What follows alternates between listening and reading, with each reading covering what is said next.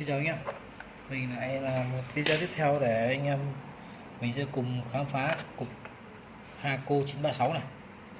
Cục này thì nhiều anh em cũng có rồi và biết nó như thế nào, nhưng trong video này thì mình sẽ khám phá con này, kiểm tra lỗi gì để anh em biết hướng và xử lý. Trên này nó ghi là hỏng, chắc chắn nó sẽ có lỗi gì đấy.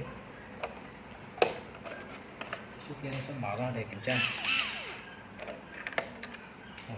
Dùng túi vít kia sâu.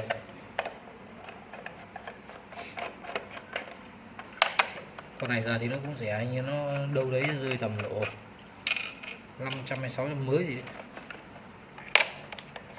Đây chuẩn để con Quick 936A xịn, ngày xưa mua hơn cũ, hơn triệu bao nhiêu. Ở đây thì là giá trị nó cao, năm 2000 là mấy rồi. Đây có mạch đây, mạch này đã sửa qua cái chân cắm rồi. Chân cắm này chắc chắn có vấn đề, nó mới không dùng được, nó mới chuyển đi. Thì trước mắt mình sẽ hàn những cái chân này vào nhé, lượng cái bong này này mình sẽ hàn những chân này để kiểm tra sửa chữa. Con nguồn này là nguồn 24V, để con nguồn 24V cũng được.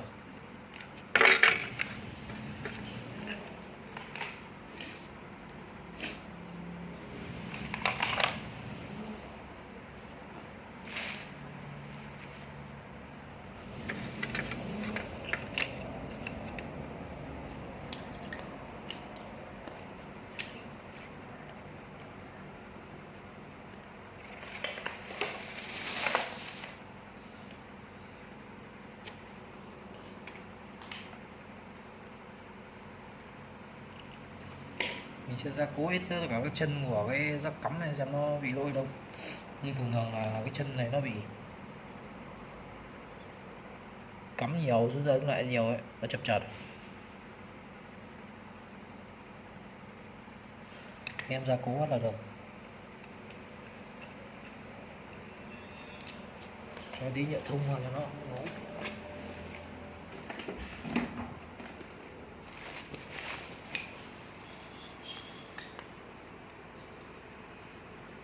Chúng nó bóng.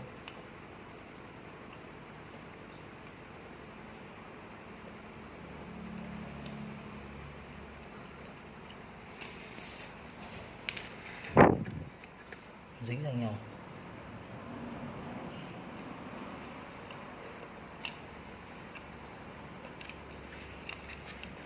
Cái này bị bong mất chân nhá. Anh em giờ muốn dùng nó giữ lại cái chân này thì cạo rồi, cạo xung quanh. Cái này chắc là nhiều anh em biết rồi, thì ai chưa làm chưa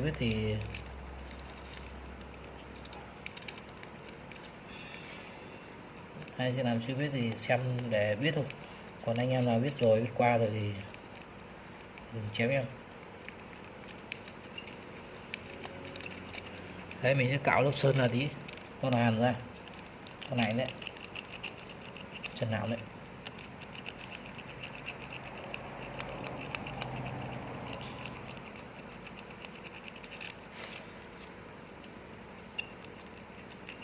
Hoặc là mình có thể câu trực tiếp từ đây, răng cái tìm ra lòng mạch câu vào đây. Mình sẽ giải pháp là câu, cạo này cũng lâu.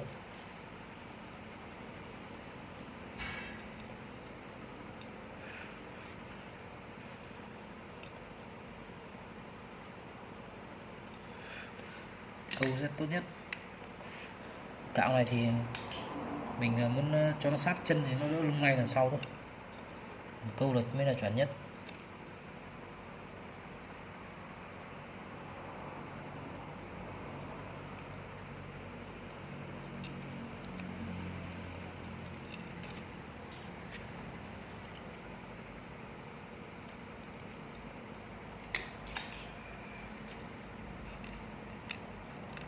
Có kìm bấm đầu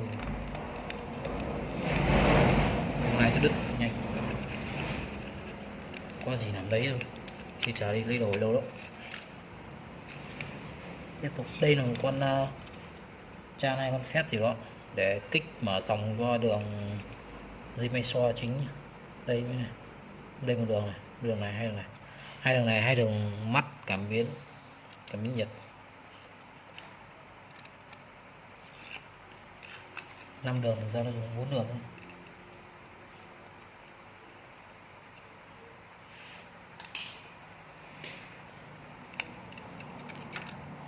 Câu như này thì nó sau vẫn có lung lay thoải mái, nó không hỏng được.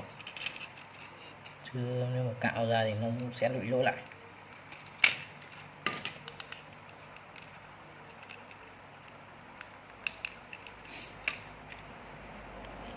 Đấy,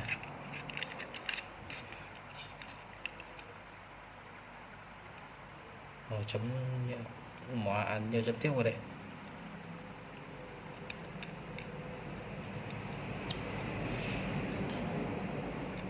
Hôm nay mình sẽ chốt hàng, trong các video vừa rồi mình sẽ chốt hàng để gửi anh em nhé. Hôm nay là hôm cuối cùng. Thì còn những đồ mới này thì mình sẽ làm trong các video tiếp theo. Chỗ này nó xa xa thì cạo không nối tiếp lên chỗ này nữa. Câu vào từ đây lên đây. Nhanh nhất.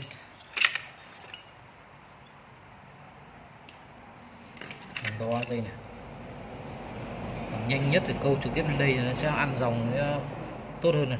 Qua một đoạn này nó điện áp nó giảm xuống này. Nhưng mà mình có thể chỉnh được qua con biến trở này. Thì mình này vặn, ví dụ như vặn 700 mà nó không lên 700 ấy, hoặc là 350 nó không lên 300 ấy, mình sẽ chỉnh trên biến trở này để tăng cái áp cấp. Cái này cấp cho cái dây may so thì áp sẽ tăng lên, nhiệt sẽ nhiều hơn.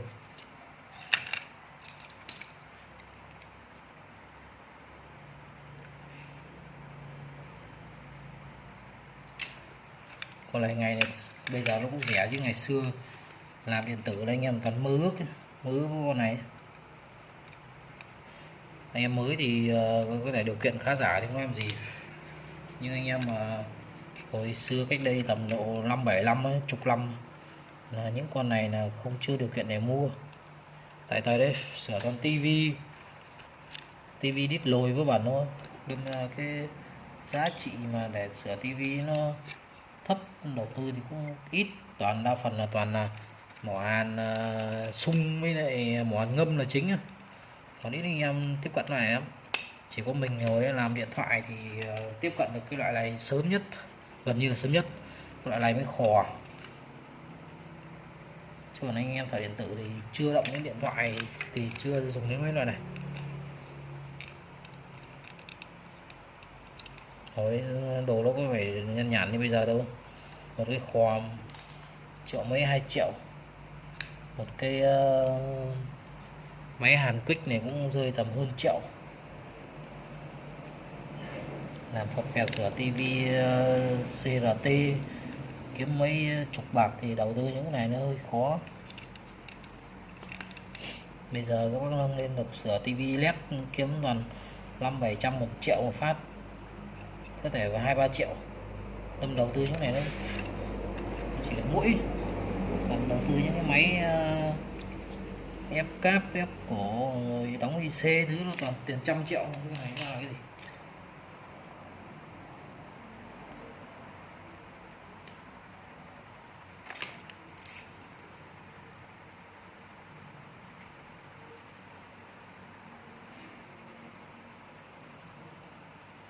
Nó hơi bị xấu đi, nhưng mà làm thế này thì nó sẽ rất là bền.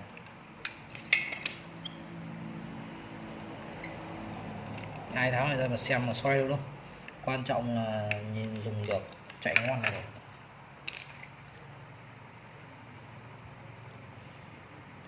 Đi anh em thợ thì đa phần đi làm đẹp cho thế nào thôi, đồ của mình làm thì nhìn thì nó lúc lắm lúc gọi là không buồn nhìn luôn, nhưng mà nó phục vụ cho việc của mình tốt, phục vụ cho công việc của mình tốt là được. Đây, con này chắc chắn sẽ là lên luôn nhé, không có lỗi gì cái này.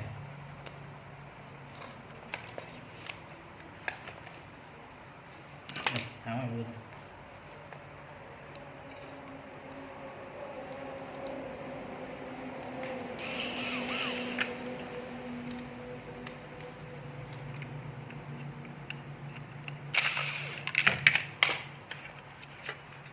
tháo ngoài luôn rồi, thì cắt dây rồi câu trực tiếp vào luôn, ổ điện luôn.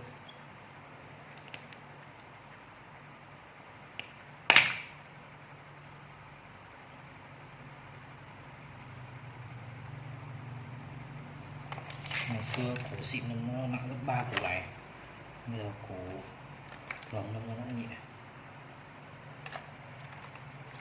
làm rất là nguy hiểm. Anh em làm mình nhớ cẩn thận. Rồi mình sẽ lấy tay cắm vào củ.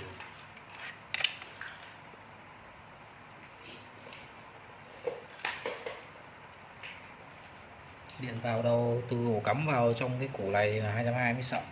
Còn điện từ đây ra thì là điện 24V này thì anh em thoải mái nhé.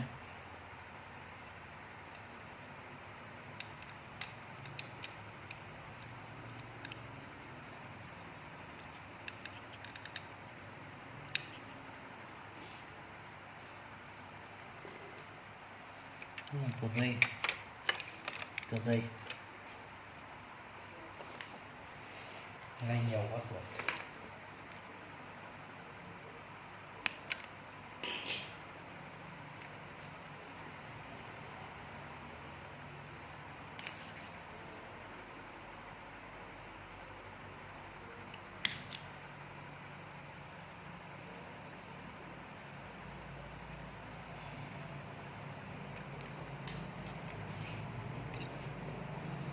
Lên chưa?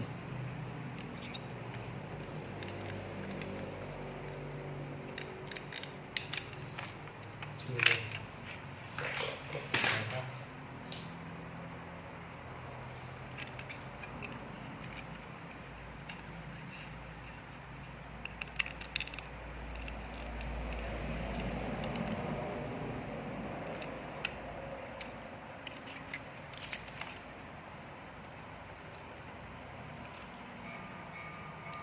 Nó lên rồi, ok, đã chạy nha. Do lỏng cái rác này.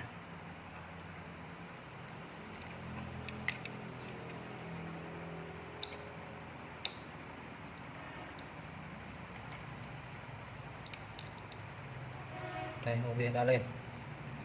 Giảm để xem đủ nhấn.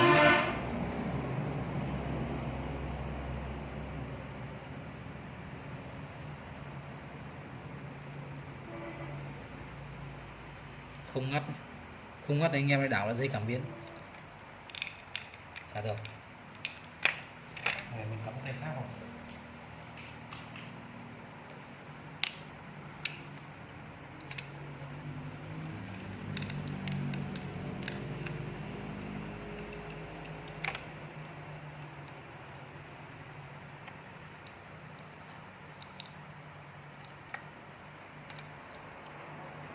Rất là chậm chạp.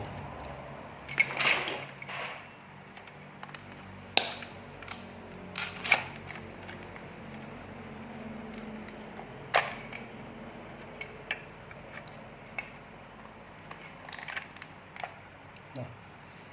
Tay này không nhận. Tay này sẽ gắn ok.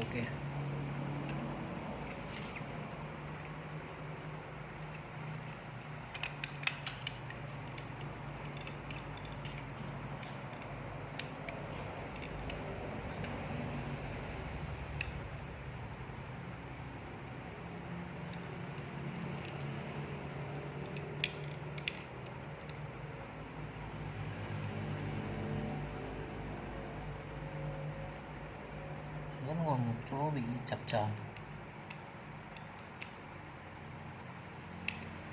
Anh em phải hàn kỹ lại nhé. Hút chân.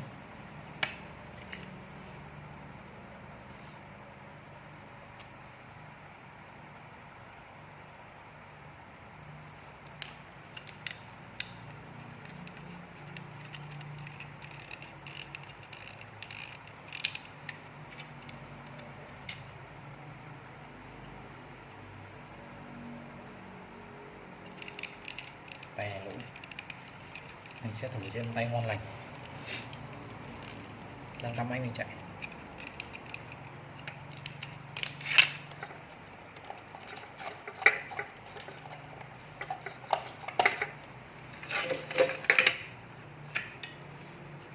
biến nó khác thì nó chạy nó sẽ báo lỗi hoặc không hợp.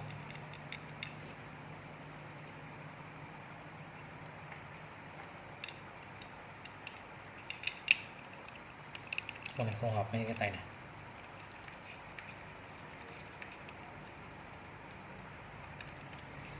Vẫn lỏng à? Hay đứt trong rồi đó.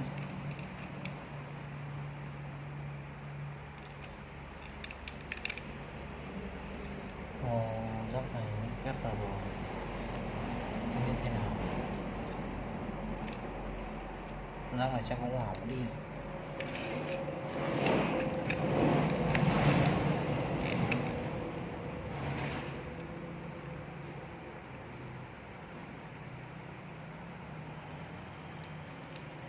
Lên như này là mạch mình phải xử lý xong.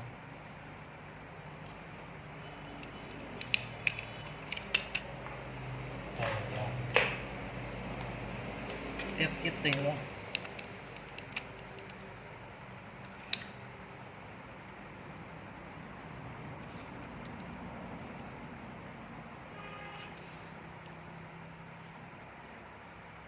Tay này bị chập chờn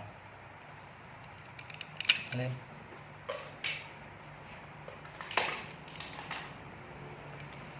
Cái này xem.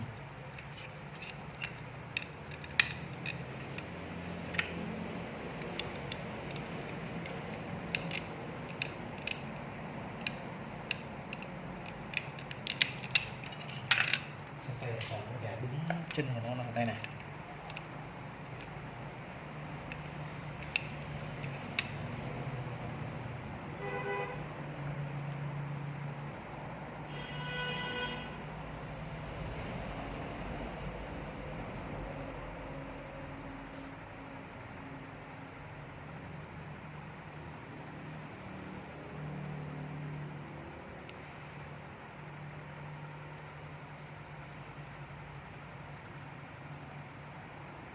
Đấy, như đèn ma này, nóng.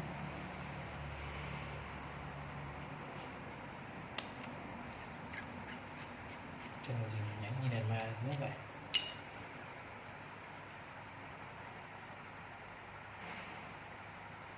Định rồi, không nháy không. Đủ nhiệt sẽ ngắt.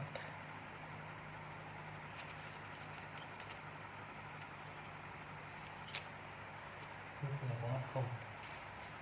Ngắt.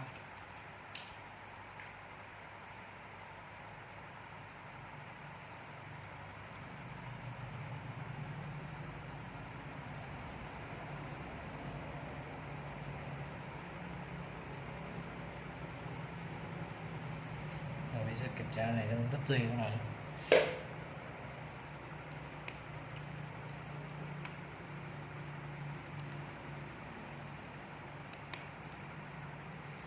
Em tìm dây đứt này thì nó rất là đơn giản thôi. Dây mát của đấy này. Dây thử từng dây một. Đứt này anh cầm là này kéo. Đứt đoạn xem đứt đoạn ngay cổ tay này, mình sẽ cầm là này mình kéo. Dây đứt thì nó sẽ giãn ra.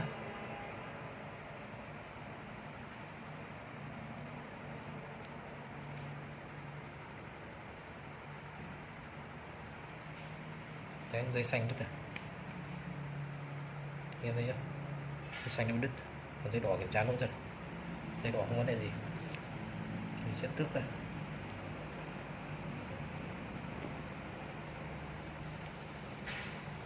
Là đứt như là dưới này. Dùng lâu ngày em di chuyển nhiều thì nó sẽ rất dễ đứt những cái chỗ này.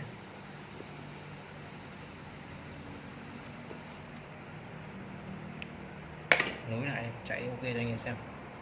Đấy, nối vào lên ok luôn. Rồi việc xem nó có ngắt hay không nữa. Đẩy nó nhiệt thấp nhất xem ngắt.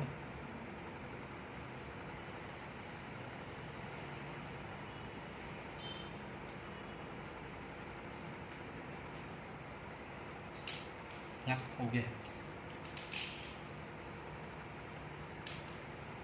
Cắm cái đầu vào. Cái đầu gió nhiệt nó ngay đầu, và nhiệt nó đặt dưới này. chỉnh nhiệt cao này đi,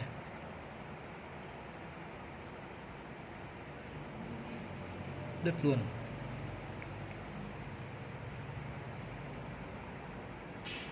Từ đây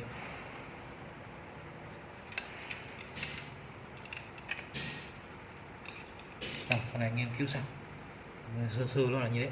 Cảm ơn anh em, nhớ like chia sẻ kênh giúp em, subscribe kênh giúp em. Mình sẽ ra video tiếp theo để gửi đồ tặng cho anh em.